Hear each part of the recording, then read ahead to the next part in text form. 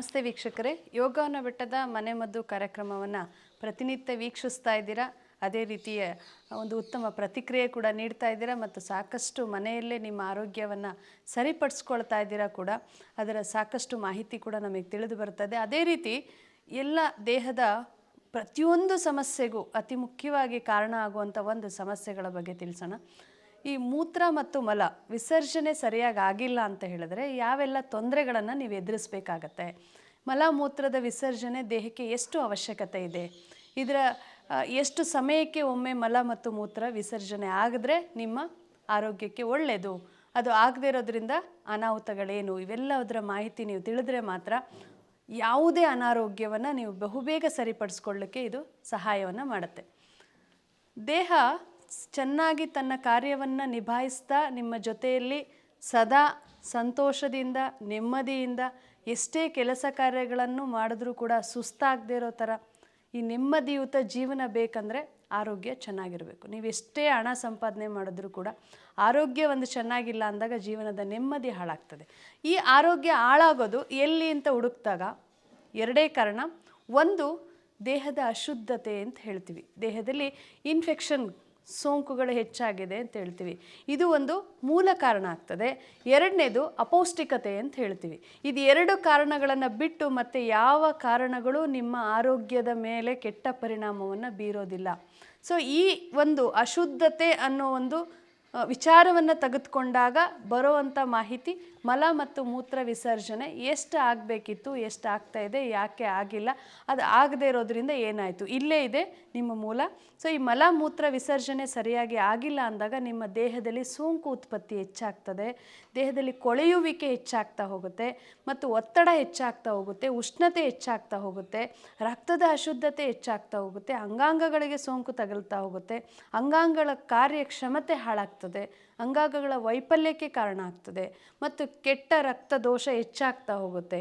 ರಕ್ತದೋಷದಿಂದ ದೇಹದಲ್ಲಿ ದುರ್ಮಾಂಸಗಳು ಬೆಳೀಲಿಕ್ಕೆ ಶುರುವಾಗುತ್ತೆ ಮತ್ತು ರಕ್ತದ ಅಡೆತಡೆ ಅಂದರೆ ರಕ್ತ ಸಂಚಾರ ಆಗುವಂಥ ಜಾಗಗಳಲ್ಲಿ ಸಂಚಾರದ ಕೊರತೆ ಉಂಟಾಗುತ್ತೆ.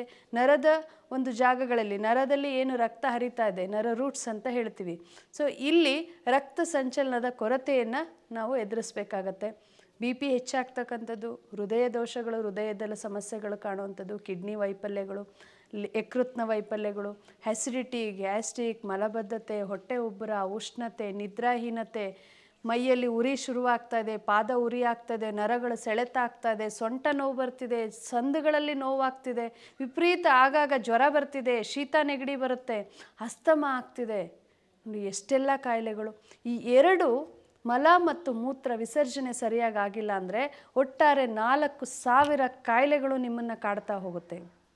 ಕಾರಣ ಅಶುದ್ಧತೆ, ದೇಹ ಕೊಳೆಯುವಿಕೆ, ದೇಹದಲ್ಲೇ ಒಂದಷ್ಟು ಸೋಂಕುಗಳನ್ನು ಉತ್ಪತ್ತಿ ನೀವು ಮಾಡ್ಕೊಳ್ತಾ ಇದ್ದೀರಾ ಅಂತ ಅರ್ಥ. ಈಗ ಮೂತ್ರ ವಿಸರ್ಜನೆ ಸಂದರ್ಭದಲ್ಲಿ ನಿಮಗೆ ಉರಿ ಮೂತ್ರ ಕಾಣಿಸ್ಕೊಳ್ಳುತ್ತೆ. ಅವಾಗ ನೀವೇನು ಹೇಳ್ತೀರಾ, ನನ್ನ ದೇಹ ಉಷ್ಣ ಆಗಿದೆ, ಮೂತ್ರ ಉರಿ ಬರ್ತಾ ಇದೆ, ಉರಿ ಮೂತ್ರ ಆಗ್ತಾ ಇದೆ, ಹಳದಿ ಆಗ್ತಾ ಇದೆ, ವಾಸನೆ ಜಾಸ್ತಿ ಆಗ್ತಾ ಇದೆ. ಕೆಲವು ಬಾರಿ ರಕ್ತ ಸಹಿತ ಮೂತ್ರ ಕೂಡ ನಾವು ನೋಡಬೇಕಾಗತ್ತೆ.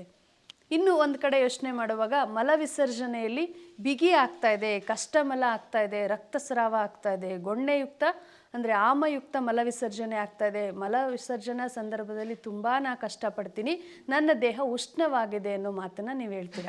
ಆದರೆ ಉಷ್ಣ ಆಗಿರೋದ್ರಿಂದ ಮಲ ವಿಸರ್ಜನೆ ಕಷ್ಟ ಆಗಲಿಲ್ಲ ಅಥವಾ ಉಷ್ಣ ಆಗಿದ್ದರಿಂದ ಮೂತ್ರ ವಿಸರ್ಜನೆ ಸಮಸ್ಯೆ ಬಂದಿಲ್ಲ. ಯಾವಾಗ ನಿಮ್ಮ ದೇಹದಲ್ಲಿ ಸರಿಯಾಗಿ ಮಲ ವಿಸರ್ಜನೆ ಆಗಲಿಲ್ಲ ಆಗ ಮೂತ್ರ ವಿಸರ್ಜನೆ ಸಮಸ್ಯೆ ಶುರುವಾಗತ್ತೆ. ಯಾವಾಗ ಸರಿಯಾಗಿ ಮೂತ್ರ ಮತ್ತು ಮಲ ವಿಸರ್ಜನೆ ಆಗಲಿಲ್ಲ ಆಗ ಉಷ್ಣ ಆಗತ್ತೆ. ಇಲ್ಲಿ ನಾವು ತಪ್ಪಾಗಿ ಯೋಚನೆ ಮಾಡ್ತೀವಿ, ಉಷ್ಣದಿಂದ ಮಲ ವಿಸರ್ಜನೆ ಸಮಸ್ಯೆ ಆಗಿಲ್ಲ, ಮಲ ಮತ್ತು ಮೂತ್ರ ವಿಸರ್ಜನೆ ಸರಿಯಾಗಿ ಆಗದೆ ತ್ಯಾಜ್ಯ ದೇಹದಲ್ಲಿ ಉಳಿದಿದ್ದರಿಂದ ಉಷ್ಣ ಹೆಚ್ಚಾಗಿದೆ. ಆ ಉಷ್ಣ ದೋಷವನ್ನು ಈ ರೀತಿ ದೇಹ ಪ್ರತಿಕ್ರಿಯಿಸ್ತಾ ಇದೆ. ಅದಕ್ಕೆ ನಾವು ಏನು ಮಾಡಬೇಕು? ಔಷಧಿ ಹಾಕಬೇಕು. ಇದು ಪ್ರತಿಯೊಬ್ಬರು ಮಾಡ್ತಾ ಇರೋವಂಥ ಸಮಸ್ಯೆ. ಏನಾದರೂ ಅದಕ್ಕೆ ಔಷಧಿ ಕೊಟ್ಬಿಡೋದು. ಔಷಧಿ ತೊಗೊಂಡಾಗ ಆ ಕ್ಷಣ ಮಾತ್ರ ಚೆನ್ನಾಗಿ ಅನಿಸುತ್ತೆ, ಮತ್ತೆ ನಾಳೆ ಅದೇ ಸಮಸ್ಯೆ. ಸೊ ಇದನ್ನು ಮೂಲತಃ ತೆಗಿಯೋದು ಹೇಗೆ, ಅದನ್ನು ನಾವು ಯೋಚನೆ ಮಾಡಬೇಕಾಗುತ್ತೆ. ಒಬ್ಬ ವ್ಯಕ್ತಿ ದಿನದಲ್ಲಿ 3 ಮಲ 6 ಮೂತ್ರ ಕಂಪಲ್ಸರಿ ಮಾಡಲೇಬೇಕು. ಇದನ್ನು ನೀವು ಮಾಡ್ತಿಲ್ಲ ಅಂದಾಗ ಸಮಸ್ಯೆ ಹೆಚ್ಚಾಗ್ತದೆ. ಆದರೆ ಇತ್ತೀಚೆಗೆ 24 ಗಂಟೆಗೆ ಒಂದು ಮಲ ವಿಸರ್ಜನೆ, ಅಂದರೆ ದಿನದಲ್ಲಿ ಒಂದೇ ಮಲ ವಿಸರ್ಜನೆ, ಅದು ಕೂಡ ಸರಿಯಾಗಿ ಆಗ್ತಾ ಇಲ್ಲ, ಕಷ್ಟಪಡ್ತಾ ಇದ್ದೀರಾ, ಅಥವಾ ಅಲ್ಪ ಮಲ ಅಂತ ಹೇಳ್ತೀವಿ, ಕಷ್ಟಮಲ ಅಂತ ಹೇಳ್ತೀವಿ, ಕಠಿಣ ಕೋಷ್ಟ ಅಂತ ಹೇಳ್ತೀವಿ. ಎಷ್ಟೋ ಜನ 2 ದಿನಕ್ಕೆ 3 ದಿನಕ್ಕೆ ವಾರಕ್ಕೊಮ್ಮೆ ಮಲ ವಿಸರ್ಜನೆ ಮಾಡೋರು ಕೂಡ ಇದ್ದಾರೆ. ಇನ್ನು ಮೂತ್ರ ವಿಸರ್ಜನೆಯಲ್ಲಿ ಸಮಸ್ಯೆಗಳು ನೋಡ್ತೀವಿ.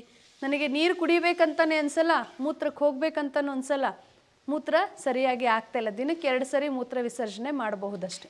ಇನ್ನು ಕೆಲವರಿಗೆ ನನ್ನ ಮೂತ್ರವನ್ನು ಕಂಟ್ರೋಲ್ ಮಾಡೋ ಕೆಪಾಸಿಟಿನೇ ಇಲ್ಲ, ಅದಕ್ಕೆ ನಾನು ನೀರು ಕುಡಿಯಲ್ಲ. 1 ಲೋಟ ನೀರು ಕುಡಿದ್ರೆ ತಕ್ಷಣ ನಾನು ಮೂತ್ರ ವಿಸರ್ಜನೆಗೆ ಹೋಗ್ಬಿಡ್ಬೇಕು, ಅದನ್ನು ತಡೆಯೋ ಶಕ್ತಿ ನನಗಿಲ್ಲ, ಹಾಗಾಗಿ ನಾನು ನೀರು ಕುಡಿಯೋದಿಲ್ಲ. ಇದನ್ನು ಅವಸರ ಮೂತ್ರ ಅಂತ ಹೇಳ್ತೀವಿ, ಬಹುಮೂತ್ರ ಅಂತ ಹೇಳ್ತೀವಿ, ಫ್ರೀಕ್ವೆಂಟ್ ಯೂರಿನೇಷನ್ ಅಂತ ಕೂಡ ಹೇಳ್ತೀವಿ. ಇದೆಲ್ಲದಕ್ಕೂ ಕಾರಣ ನಿಮ್ಮ ದೇಹದ ಇನ್ಫೆಕ್ಷನ್. ಯಾವುದೇ ದೇಹ ತನ್ನ ಕಾರ್ಯವನ್ನು ಸರಿಯಾಗಿ ನಿಭಾಯಿಸದೇ ಇರೋದಕ್ಕೆ ಕಾರಣ ನೀವೇ ಅಂತ ಹೇಳ್ಬೋದು. ಸೊ ಈ ಎಲ್ಲ ಸಮಸ್ಯೆಗಳಿಂದ ಸಾಕಷ್ಟು ರೋಗಗಳು ಹೆಚ್ಚಾಗ್ತಾ ಹೋಗುತ್ತೆ. ಇದಕ್ಕೆ ಕಾರಣ ಅಂತ ಹೇಳಿದ್ರೆ ನೀವು ಸೇವಿಸ್ತಾ ಇರ್ತಕ್ಕಂಥ ಆಹಾರ ಪದ್ಧತಿ ಸರಿ ಇಲ್ಲ. ಆಹಾರದಲ್ಲಿ ಯಾವುದೂ ಕೂಡ ಮಲ ವಿಸರ್ಜನೆಗೆ ಸಹಾಯ ಮಾಡ್ತಾ ಇಲ್ಲ.